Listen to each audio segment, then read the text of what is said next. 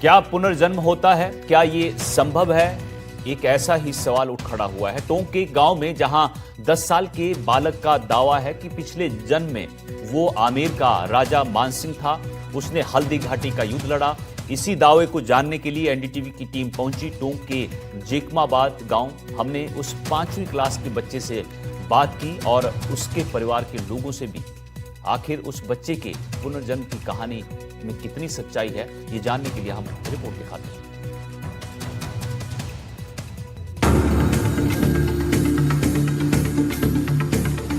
टोंक जिले के टोडा रायसिंह क्षेत्र के जैकमाबाद गांव में एक साधारण बैरवा परिवार में जन्मे कान्हाराम ने महज 28 साल की उम्र में ही पहला शब्द राजा मानसिंह का बोला था।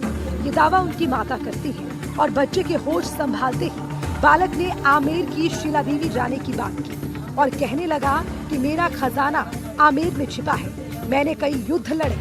माँ ग्यारसी देवी की माने तो बालक पर माता रानी की कृपा है और वो अष्टमी पर कई लोगों की समस्याओं का समाधान भी करता है।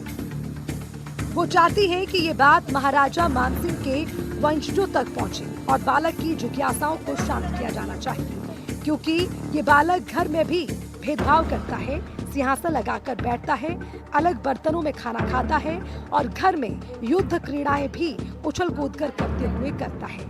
साधारण खाना भी नहीं खाता है। मैं राजा मानसिंह हूँ। मैं पिछले जन्म में राजा मानसिंह था। ये शब्द कान्हाराम नाम के उस बालक के हैं जो जेकमाबाद टोंक जिले के इस स्कूल में पढ़ाई कर रहा है। और ये बात आजकल चर्चा में है कि आखिर क्या पुनर्जन्म है, पुनर्जन्म की ये कहानी है।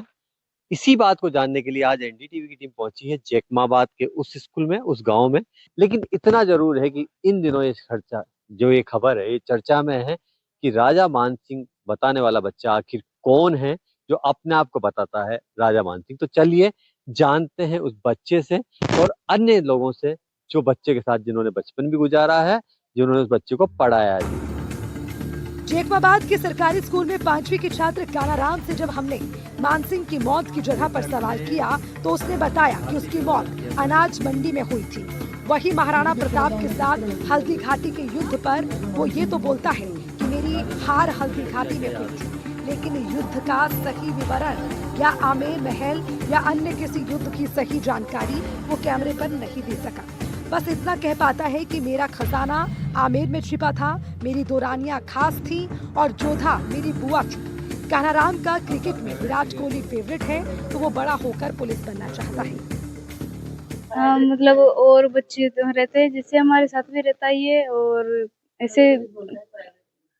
ऐसे बोलता है कि यहाँ पर अच्छी पढ़ाई तो होती है कि मैं यहाँ पर खाना अच्छा नहीं बनता तो यहाँ पर आकर खाता है कोई जी। मैं कहती हूँ मैं खा ले से है ना, तो जोरी करता है कि मैं नहीं खाऊंगा यहाँ का खाना, रूस जाता है फिर खाता भी नहीं कि अच्छा नहीं है यहाँ का खाना। कोई बताता है। आप भी मिले हो, किस तरह का व्यवहार है? सर ये कहता है मैं मानसिंह हूँ और ज्यादा मेरे को ध्यान नहीं है, बाकी वो यही कह रहा है कि मैं मानसिंह हूँ। अभी आपकी दुकान पे कुछ लेने वेने आया है? सामान मिठाई लेने आता है। फिर क्या बातें करता है वो? वही मानसिंह, मैं मानसिंह हूँ। कौन सा मानसिंह? राजा मानसिंह जयपुर का। हम सुनते आ रहे हैं वो क्या है, आज के 6 साल पहले बोल दिया था उसने कि मैं राजा मानसिंह हूँ। और जैसे बड़ा हुआ ना तो हमारी दुकान पर भी आता है बच्चा, तो वो दुकान पे जो हम खिलौना मांगता है ना, तो खिलौने में ऐसे मांगता है कि वो तुम्हारे पास वो बाला नहीं है, वो नहीं है, तलवार नहीं है। मैंने कहा बेटा तुम्हारे पास तो गेंदे हैं। नहीं तुम दुकान क्यों खोल रखे हो, सामान नहीं रखते तुम? नहीं कुछ नहीं बेटा, हम तो यही है। तो ऐसे करता है वो तो हरकतें। जैकमाबाद के सरकारी स्कूल के 5वीं के छात्र कान्हाराम बैरवा की राजा मानसिंह होने के दावे और स्कूल में छात्रों और स्टाफ से व्यवहार की जानकारी जब हमने स्कूल के अध्यापकों से जाननी चाही तो अध्यापकों ने बताया कि बच्चा कहता है मैं पिछले जन्म में आमेर का राजा मानसिंह था, लेकिन स्कूल में उसका व्यवहार साधारण है।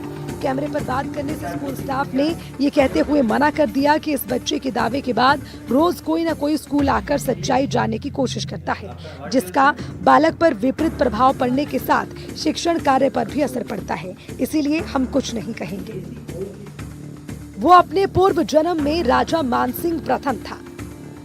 वही मानसिंह जो आमेर का प्रसिद्ध शासक और इतिहास में अपनी वीरता के लिए जाने जाते हैं। जब कान्हाराम मात्र 2.5 साल का था, तभी उसने अपने ही घर का खाना खाने से इनकार कर दिया। उसका कहना था, मैं राजपूत हूँ, इस घर का खाना नहीं खा सकता। इस अजीब व्यवहार ने परिवार को चौंका दिया। बढ़ते समय के साथ पिछले जन्म की बातें बताने लगा। कहा, मैंने हल्दी घाटी का युद्ध लड़ा है। कहा, मैंने आमेर किले का निर्माण कराया।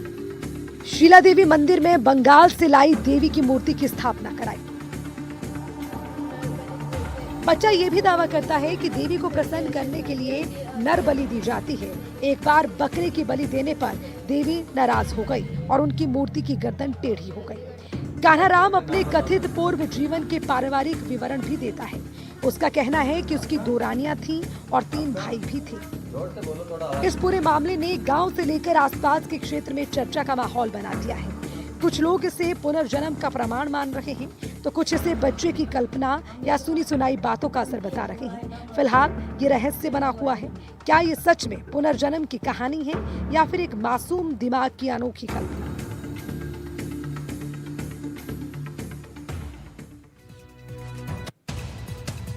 ईरान अमेरिका युद्ध के चलते इसबगोल और जीरे की डिमांड कम हो गई, जिससे यहां के किसान और व्यापारियों को भारी नुकसान झेलना पड़ रहा है। बीकानेर से खासकर इसबगोल खाड़ी देशों में सप्लाई होता है। इसके अलावा जर्मनी और रूस में भी बीकानेर से इसबगोल और जीरा बड़ी मात्रा में सप्लाई किया जाता है, लेकिन वैश्विक तनाव के बीच इन देशों में सप्लाई अभी ना के बराबर हो रही है। हमारे संवाददाता त्रिभुवन रंगा की रिपोर्ट आपको दिखाते हैं।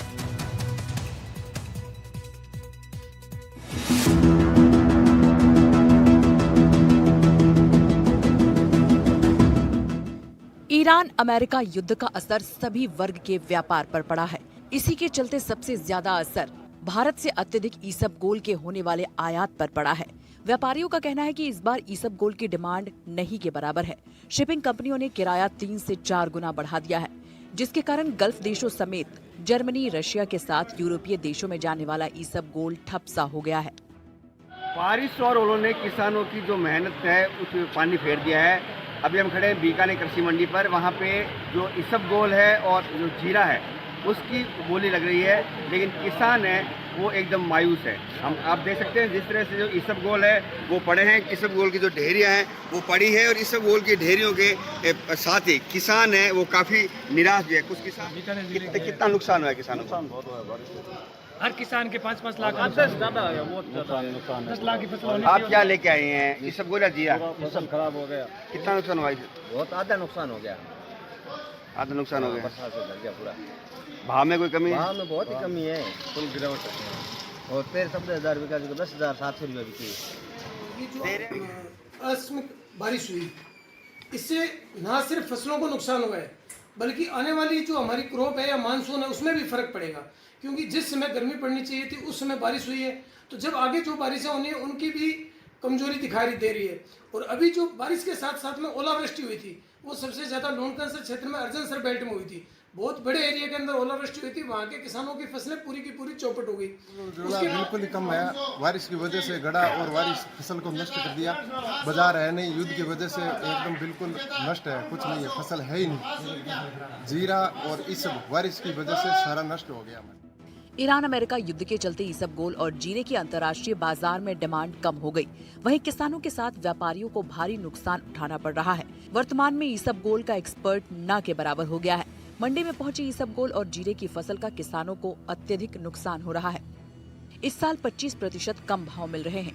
पिछले साल ईसबगोल का भाव 13 से 14,000 रुपए प्रति क्विंटल था, लेकिन इस बार 10 से 12,000 प्रति क्विंटल हो गया। जीरे की कीमत पिछले साल 21 से 25,000 प्रति क्विंटल थी। इसबगोल और जीरा जो